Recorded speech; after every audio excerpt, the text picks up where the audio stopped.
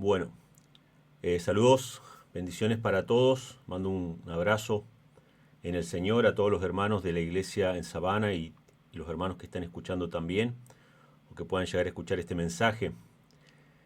Hoy quiero hablarles, durante estos días, si es la voluntad del Señor, vamos a estar hablando acerca de varios puntos, pero hoy toca básicamente el tema de la ansiedad y creo que es uno de los puntos. Ahora voy a poner la cámara. Ahí está. Creo que es uno de los puntos más importantes para nuestro tiempo. Eh, la verdad es que vivimos en un mundo bastante ajetreado, en el cual las cosas van muy rápido y de hecho se nos ha acostumbrado a cada uno de nosotros a tener respuestas instantáneas prácticamente para todo. De hecho, si no sabemos algo, lo googleamos y en 2 segundos tenemos una respuesta. Ni siquiera googlear, hoy ya podemos acceder a ChatGPT y nos da las respuestas prácticamente instantáneas de lo que estamos necesitando. Eso es bueno, por un lado, porque nos ahorra tiempo para trabajar, y vaya que si tenemos trabajo en predicar el Evangelio y, y en hacer la obra del Señor nos queda poco tiempo, pero al mismo tiempo hemos sido acostumbrados, sobre todo esta última generación, hemos sido acostumbrados a tener ansiedad, a no ser pacientes, a no confiar en el Señor, porque pensamos que Dios tiene que responder de la misma manera a todas nuestras peticiones y a todas nuestras necesidades. Y, y quisiera hablar de este tema. Vamos a hablar también más adelante de lo contrario podría ser a la ansiedad, que es la depresión. Pero hoy vamos a ver este tema de la ansiedad. Y les quiero invitar que vayan abriendo sus Biblias en Mateo capítulo 6, uno de los textos más conocidos, uno de los textos más claros que hablan acerca de este tema y que obviamente no podemos dejar pasar porque es prácticamente un texto fundamental, ¿sí? El propósito que Dios ha puesto en mi corazón es que poder transmitirles que podamos confiar en el Señor, que podamos encontrar el propósito de nuestra vida y que sobre todas las cosas podamos aprender a vivir un día a la vez, depositando en Él todas nuestras cargas y todas nuestras necesidades. Vamos a leer Mateo capítulo 6, que justamente habla acerca del afán y de la ansiedad, y vamos a tratar de subrayar algunos detalles. Vamos a compartir también otros textos. Mateo capítulo 6, versículo 25, es el sermón de la montaña de Cristo, que le habla a la multitud. Una multitud que vaya si tenían razones para estar afanados. Es incomparable el modo de vida de la iglesia primitiva, de los judíos del primer siglo, con nuestra condición actual. Es incomparable en cuanto a necesidades.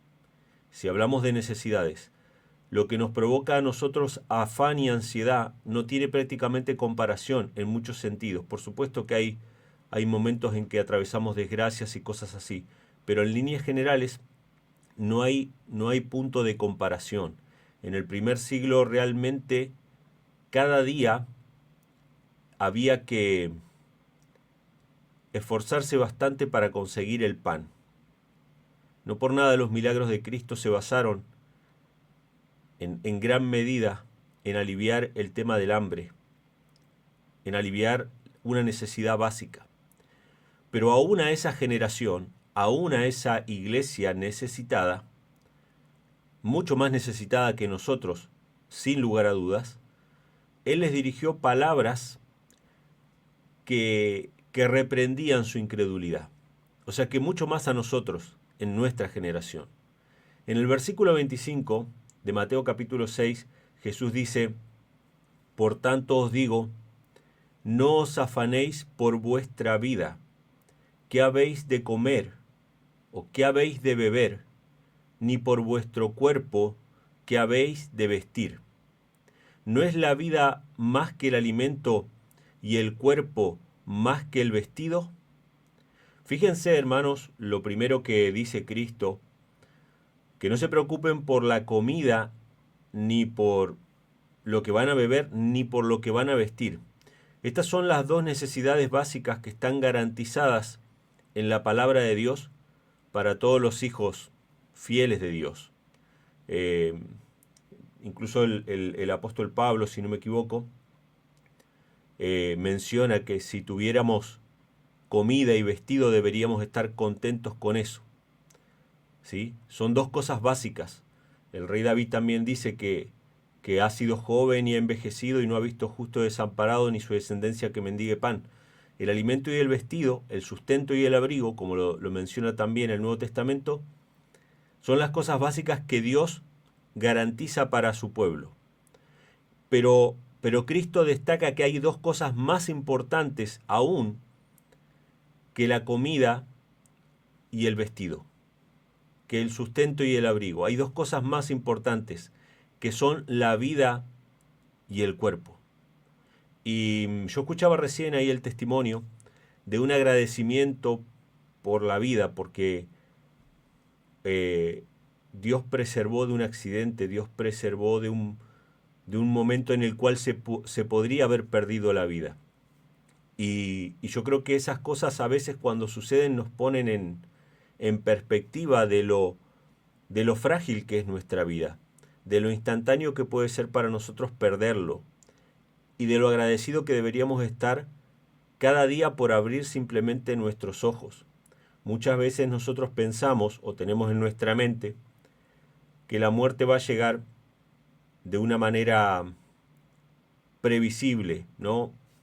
Como puede pasar en la mayoría de los casos, ¿no? En un cuarto de hospital, en una cama de hospital, con una enfermedad o de nuestra vejez o lo que fuera, que uno prevé la muerte y por lo tanto uno se prepara, digamos, emocionalmente o espiritualmente de poner su casa en orden, de ponerse a cuenta con el Señor. Pero hay muchas veces en que la muerte llega de manera inesperada, imprevista, y no tenemos tiempo de poner nuestra casa en orden y ponernos a cuenta con el Señor. Cristo pone en perspectiva a esa iglesia de que lo que tienen ahora es un don de Dios, tienen la vida y tienen el cuerpo. Eso vale mucho más que el alimento y que el vestido. Y Jesús lleva a sus oyentes, en el versículo 26, a contemplar la obra de la creación. Cristo envolvió en toda la obra de la creación enseñanzas espirituales que las desenvolvió durante su ministerio público para que aquellos que no tenían acceso a las Sagradas Escrituras pudieran ver en ese segundo libro las verdades espirituales que él había dejado allí. En el versículo 26 dice: miren las aves del cielo que no siembran ni ciegan, o sea, no siembran ni cosechan, ni recogen en granero, y vuestro Padre Celestial las alimenta. ¿No valéis vosotros mucho más que ellas? Quiero detenerme en esta palabra. Hay otro pasaje también, que si quieren lo pueden anotar, que está en Mateo 10:31, donde Jesús dice que nosotros valemos más, no solamente que un ave, sino que muchas aves, que muchos pajarillos. Jesús en esa otra palabra dice: ni uno de ellos cae a tierra sin que vuestro Padre lo sepa o lo permita, y ustedes valen más que muchos pajarillos. Cuando Cristo nos lleva a mirar las aves y el amor que Dios tiene para con ellas, de que les da el alimento, las aves salen cada día a buscar el alimento y Dios se los provee cada día, no hacen provisión para mucho tiempo, sino que simplemente confían en que Dios les va a dar lo necesario. Remata, concluye diciendo: ustedes valen mucho más que ellas. Y aquí quiero entrar en un punto que es la base y el fundamento de la infelicidad del ser humano, ¿no? ¿Cuánto vales tú para Dios? ¿Cuánto piensas tú que vales para Dios? Este es un punto importante. Si ustedes van ahora, y se han hecho experimentos inclusive, que le han preguntado a la gente, ¿no? Si una casa se está incendiando y está tu vecino ahí adentro y está tu perro, ¿a quién salvarías? Y mucha gente ha dicho que salvaría al perro.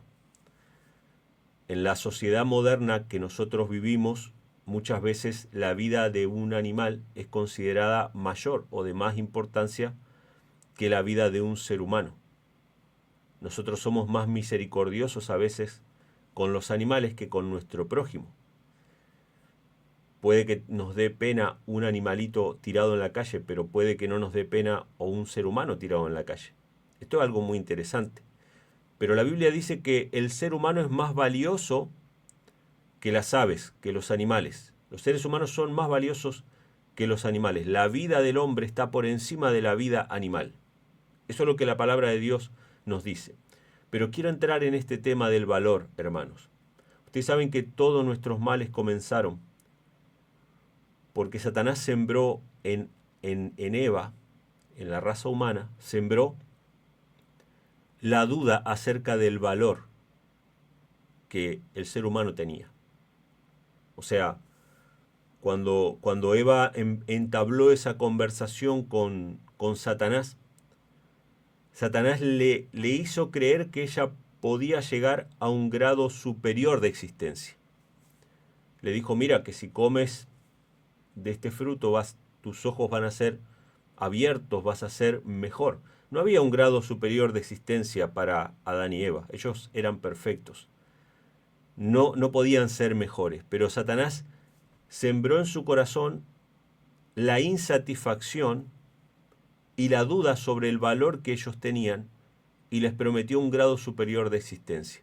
A partir de ese momento el ser humano siempre busca probar su valor de alguna manera.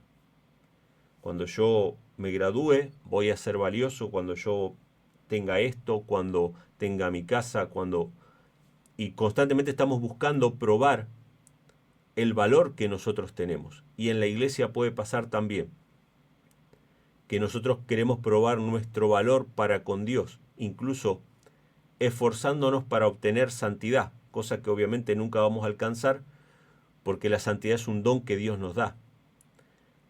Pero para Dios, nosotros somos valiosos por el solo hecho de ser sus hijos. Nosotros no tenemos que probar el valor que tenemos para con Dios. No tenemos que ganar su amor. De hecho, hay unas palabras ahí en el camino a Cristo, ¿no?, que nos hablan de que no es que el hecho de que Dios haya entregado a su Hijo despertó amor en el Padre hacia nosotros, sino que el amor que Dios tenía para con nosotros trajo como consecuencia la propiciación, es decir, hizo que el Padre entregara a su Hijo.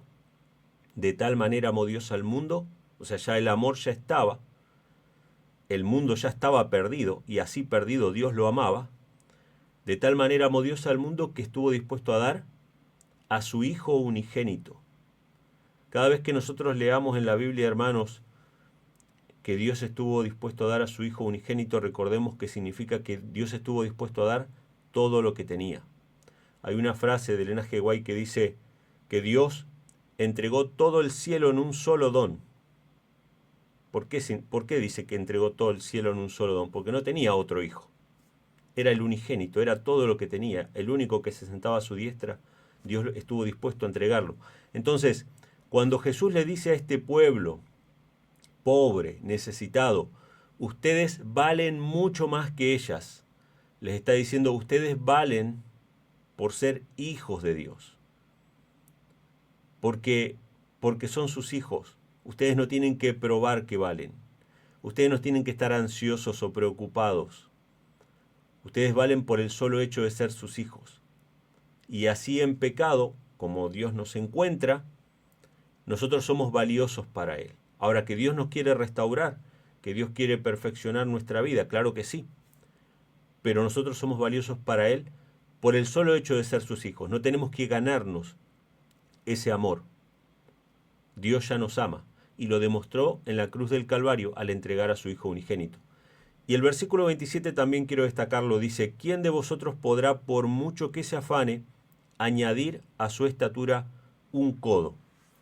Esto aplica, hermanos, a toda nuestra vida y sobre todo a nuestra vida espiritual. Muchas veces nosotros nos preocupamos por cuestiones que vemos que no hay un cambio o que nos cuestan ciertas cosas en nuestra vida espiritual. Y esta palabra se aplica mucho a nuestro caminar con Dios diariamente. ¿Por qué? Porque a veces nosotros queremos ver cambios inmediatos en nuestra vida, que son frutos que llevan tiempo. Lo voy a poner de esta manera. ¿Quién de vosotros, por mucho que se afane, añadirá su estatura a un codo? Cuando un niño pequeño, está en pleno desarrollo, ese niño no está preocupado por si creció 2 centímetros o 3 centímetros, y por más que se preocupara, no puede añadir a su estatura un codo. Vieron que a veces los niños marcan en la pared cuántos, pero no es que están todos los días marcando, ellos se van y se marcan una vez al año, una cosa así, se marcan en la pared y van viendo el progreso. Pero por más que ese niño intente añadir, no puede. Lo único que él puede hacer es consumir los nutrientes que le ayudan al crecimiento. En nuestra vida espiritual pasa lo mismo. Y de hecho hay muchas parábolas que comparan nuestra vida espiritual con la vida de las plantas también, ¿no? Cuando nosotros plantamos un arbolito, plantamos algo en nuestro jardín, en nuestro huerto, ninguno de nosotros se sienta al lado del árbol a esperar a ver que dé frutos, ansioso porque no crece, y a ver, tratar de observar ese crecimiento. Nunca lo observamos. Simplemente lo plantamos y nos aseguramos de que reciba los nutrientes necesarios, ya sea agua, que tenga la luz del sol. Nuestra única preocupación no es que crezca, sino que tenga el alimento necesario. En nuestra vida espiritual pasa lo mismo. Nosotros no podemos hacernos santos a nosotros mismos. Nosotros no podemos vencer el pecado por nosotros mismos. No podemos añadir a nuestra estatura espiritual un codo. Lo único que podemos hacer es asegurarnos de tener el alimento diario, los nutrientes necesarios para que haya un crecimiento. Y nosotros no nos vamos a dar cuenta de ese crecimiento espiritual. Se van a dar cuenta los que nos rodean. Van a darse cuenta del cambio. Pero si nosotros solamente nos preocupamos en nuestra vida espiritual por buscar primeramente el reino de Dios, su justicia, solamente del alimento espiritual, de estar en comunión con Dios, el crecimiento, el testimonio, la obra misionera, todo lo que conlleva la vida cristiana, va a ser una consecuencia inevitable de la cual ni siquiera nos vamos a estar esforzando. Va a ser un deleite para nosotros cumplir con nuestra misión, ¿sí? Entonces, versículo 28 dice: y por el vestido, ¿por qué os afanáis? Considerad los lirios del campo, cómo crecen, no trabajan, ni hilan. Pero os digo que ni aun Salomón con toda su gloria se vistió así como uno de ellos. No es casualidad para mí que se cite aquí al rey Salomón. El rey Salomón obviamente fue el reino, digamos, que más gloria tuvo, que más fue bendecido, no solamente con riquezas, sino también con sabiduría de todo tipo. Pero Salomón, en los días finales de su vida, que escribe el libro de Eclesiastés, entre otras cosas, lo que él menciona es que él se dio cuenta de que mucho por lo cual él se había afanado, por lo cual él se había desgastado y se había preocupado inclusive, era vano, era vanidad. Muchas de las cosas por las cuales hoy nosotros sufrimos emocionalmente son vanas, hermanos. Quizá nos demos cuenta al pasar el tiempo, pero la Escritura fue dejada para nosotros para ahorrarnos justamente ese sufrimiento, para ahorrarnos transitar ese camino. Y Salomón, en el ocaso de su vida, deja un testimonio de que el ser humano se afana y se desgasta por muchas cosas que son vanas, que son secundarias. Pierde el sueño por ellas. Y obviamente cuando estamos hablando del afán y de la ansiedad aquí, no estamos hablando del trabajo y de la acción. Son dos cosas diferentes. Yo puedo trabajar hoy todo el día, arduamente, pero no afanado, no preocupado, porque ese es el doble trabajo que nosotros hacemos. Una cosa es ocuparnos de algo y otra cosa es preocuparnos por algo. Preocuparnos es porque ya no podemos dormir pensando en eso, ¿sí? O preocupados por 20 cosas. No, nosotros tenemos que ocuparnos, trabajar, cumplir nuestras responsabilidades diarias, confiando y descansando en que el Señor cada día nos va a dar lo que necesitamos, en que el Señor va a abrir las puertas que hoy parecen cerradas y todas esas cuestiones.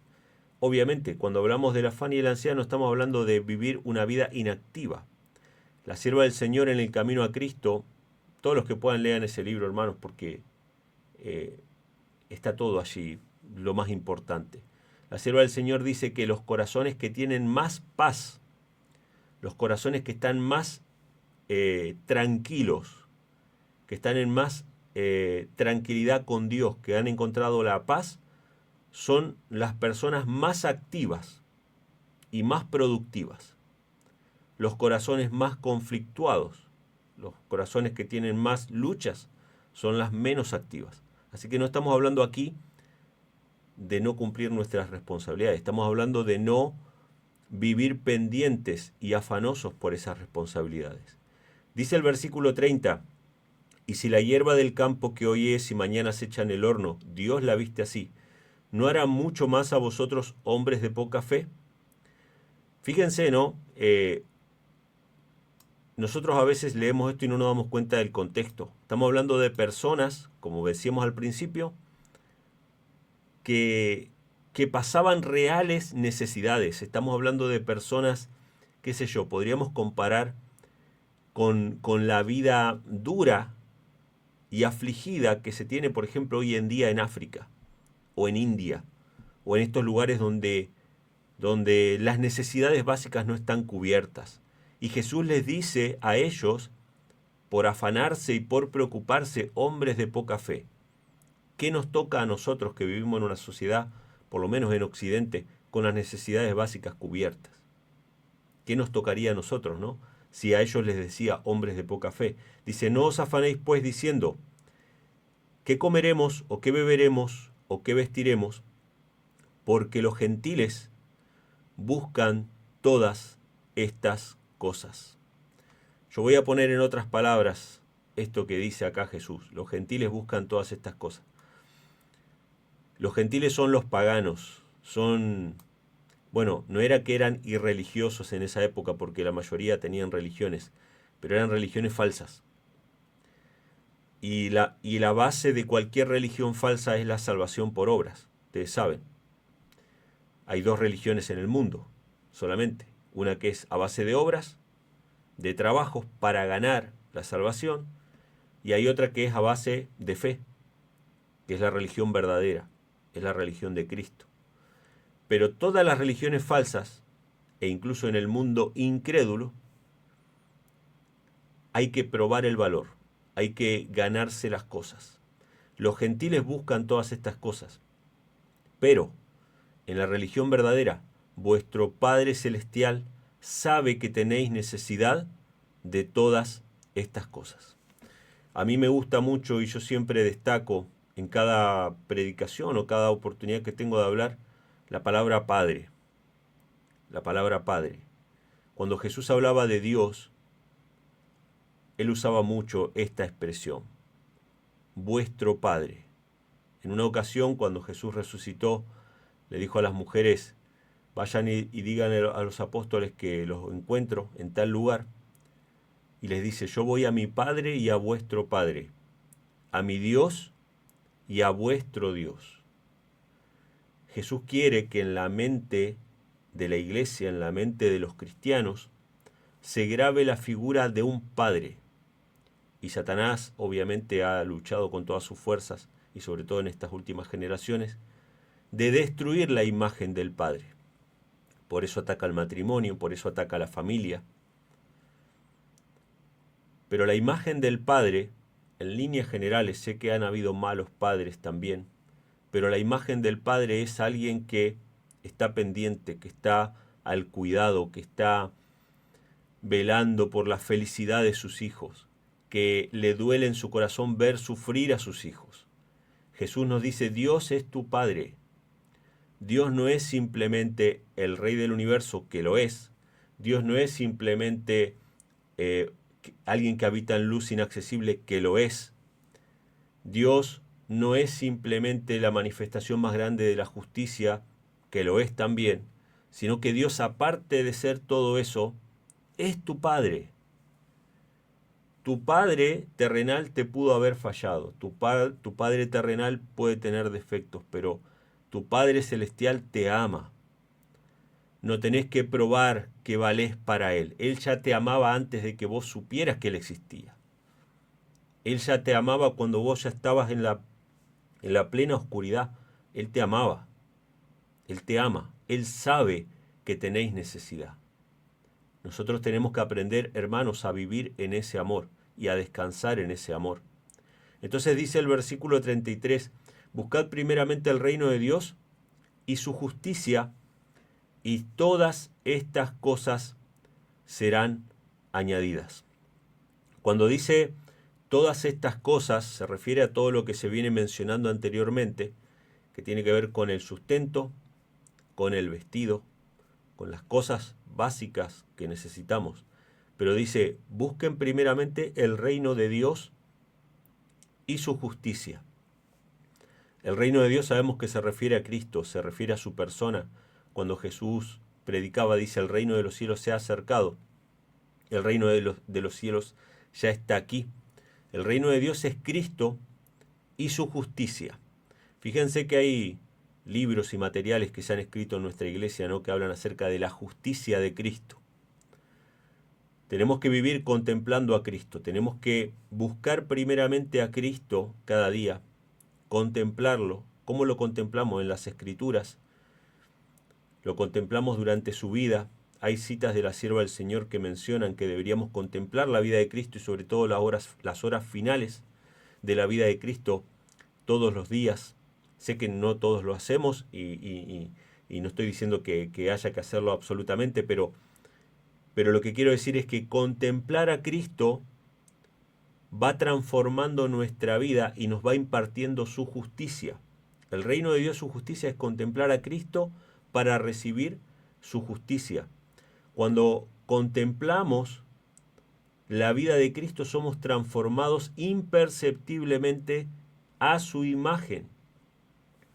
Yo siempre digo y comparo, ¿no?, cuando una persona, en este caso yo soy argentino pero vivo en Puerto Rico, y cuando uno vive en un país que es diferente, tiene formas de hablar diferentes, tiene modos diferentes, y aunque no ha cambiado mi acento, yo he incorporado palabras que antes no utilizaba. ¿Por qué? Porque por contemplación, al contemplar lo que me rodea, voy adquiriendo la forma de hablar, expresiones, ¿sí?, que se le van pegando a uno.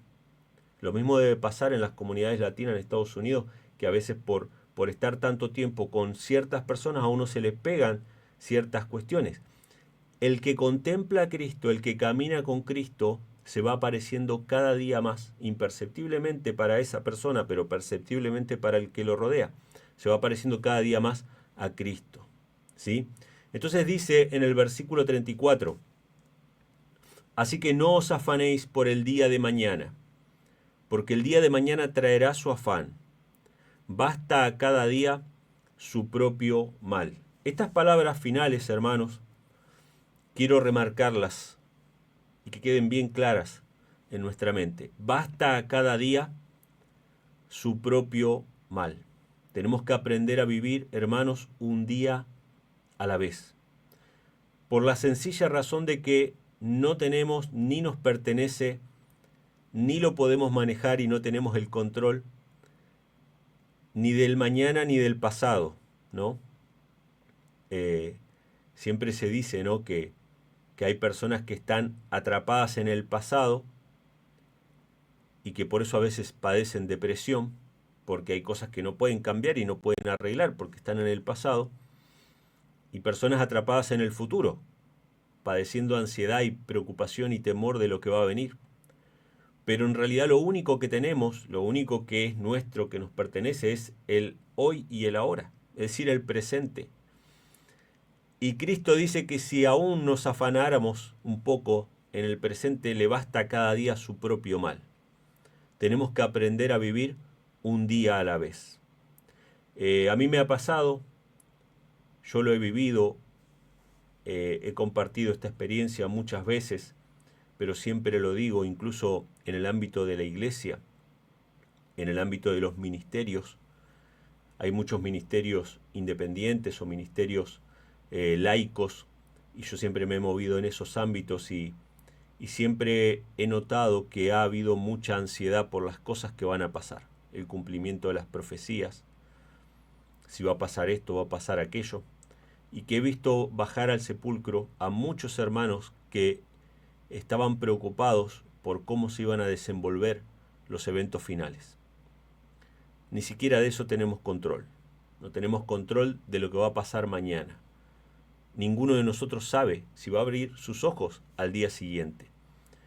Tenemos que aprender a ser agradecidos al Señor cada día, cumplir nuestro propósito cada día. Creo que la gran necesidad de cada uno de nosotros y lo que Cristo viene a decirnos a través de su palabra es que Él nos ama, que nos creó con un propósito, que nuestra vida es valiosa de por sí, más allá de lo que Él vaya a hacer con nosotros, si se lo permitimos, que por eso que Dios envió a su Hijo al mundo para morir por nosotros y que tenemos que cumplir un propósito.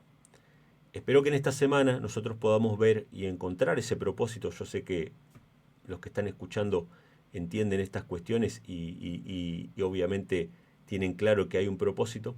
Aferrarnos a eso y vivir un día a la vez confiando en el Señor. Que podamos poner nuestras cargas en Él, confiar en Él y confiar en ese amor tan grande que tuvo Dios por nosotros, que estuvo dispuesto a dar a su Hijo unigénito. Hermanos, que Dios les bendiga y que les dé fortaleza para enfrentar un día a la vez, el día de hoy, y que cada momento podamos compartir con otros, con los que nos rodean, esa paz que sobrepasa todo entendimiento que Dios ha puesto en nuestros corazones. Que Dios les bendiga.